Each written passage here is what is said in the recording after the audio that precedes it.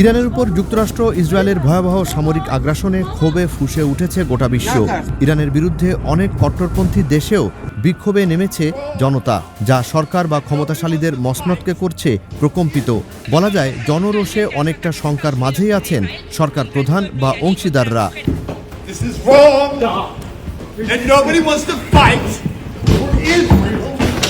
সবচেয়ে বড় নজিরবিহীন ঘটনা ছিল খোদ মার্কিন যুক্তরাষ্ট্রে।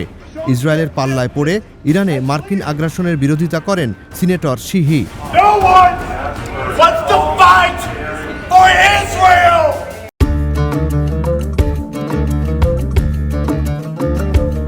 কংগ্রেসে তিনি উচ্চস্বরে বলতে থাকেন, এটা ভুল, এটা ভুল। যুক্তরাষ্ট্রের কেউ চায় না ইসরায়েলের পক্ষে যুদ্ধ করতে। ইসরায়েলের কথায় যুক্তরাষ্ট্র যুদ্ধের চোরাবালিতে আটকে গেছে বলে অভিমত তার। এজন্য আমেরিকার সবাইকে নিজের দেশ রক্ষায় এগিয়ে আসার আহ্বান জানান যুক্তরাষ্ট্রের এই সাবেক নিরাপত্তা কর্মকর্তা।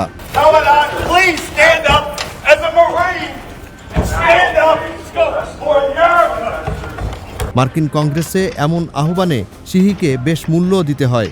ধস্তাধস্তি হয় নিরাপত্তা কর্মীদের সাথে, এতে তার হাতও ভেঙে যায়। পরে জামিনে মুক্ত হয়ে ভাঙা হাত নিয়ে তিনি জানান, আমি শপথ নিয়েছিলাম দেশের ভেতরে বাইরে শত্রুর বিরুদ্ধে প্রতিরোধের।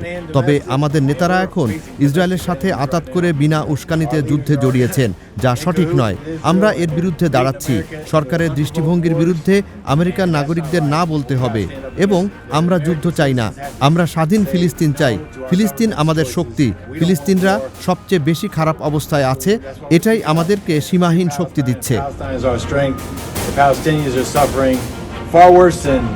এদিকে ইসরায়েলের স্বার্থ রক্ষায় মধ্যপ্রাচ্যে নিয়োজিত মার্কিন ঘাঁটি এবং সেনা অবস্থানগুলো শিকার হচ্ছে ইরানের ধারাবাহিক মিসাইল হামলার। যুদ্ধের অষ্টম দিনে কুয়েত সিটির একটি টাওয়ারে আঘাত হানে ইরানি মিসাইল। ইরাকের ইরবিল বিমানবন্দর এবং বাগদাদ মার্কিন দূতাবাসও শিকার হয় ইরানি হামলার। বাহরাইন, সৌদি আরব, কুয়েতে মার্কিন ঘাঁটি ও অবস্থানে খবর পাওয়া যায় বড় বড় বিস্ফোরণের। দুবাইয়ের বিলাসবহুল হোটেল ম্যারিনা টাওয়ারেও ড্রোন হামলা হয়। মার্কিন ঘাঁটি ধ্বংস হওয়ার পর এসব আবাসিক স্থাপনায় অবস্থান করে যুদ্ধ পরিচালনা করছিল মার্কিন ইসরায়েল বাহিনী। ইরানে ইসরায়েল মার্কিন আগ্রাসনের বিরুদ্ধে প্রতিবাদ বিক্ষোভ অব্যাহত রয়েছে সারা পৃথিবীতে। ইরানে মার্কিন ইসরায়েল হামলার কঠোর সমালোচনা হয় স্পেনের পার্লামেন্টে। ইরানে 160 জন স্কুল শিক্ষার্থী হত্যাকে লজ্জাজনক বলে অভিহিত করেন স্পেনের নারী এমপি। ইরানে যুক্তরাষ্ট্র ইসরায়েল আগ্রাসনের বিরুদ্ধে দক্ষিণ কোরিয়ার রাজধানী সিউলে বিক্ষোভ করে কয়েকশো কোরীয় নাগরিক। বিক্ষোভ হয়েছে খোদ যুক্তরাষ্ট্রের বড় শহর নিউ ইয়র্কে। ইরানের সাথে যুদ্ধে না জড়ানোর দাবিতে সেখানে সমাবেশ করে নিউ ইয়র্কবাসী। ইউরোপের দেশ অস্ট্রিয়ার রাজধানী ভিয়েনায় ইরানের সাথে একাত্মতা প্রকাশ করে রাস্তায় নামে বিক্ষোভকারীরা।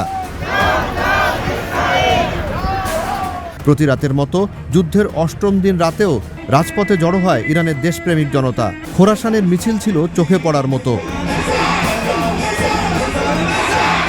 ইরানের সর্বোচ্চ নেতার শাহাদাত স্মরণে গাড়ি মিছিল বের করে আরদাবিলের মানুষ।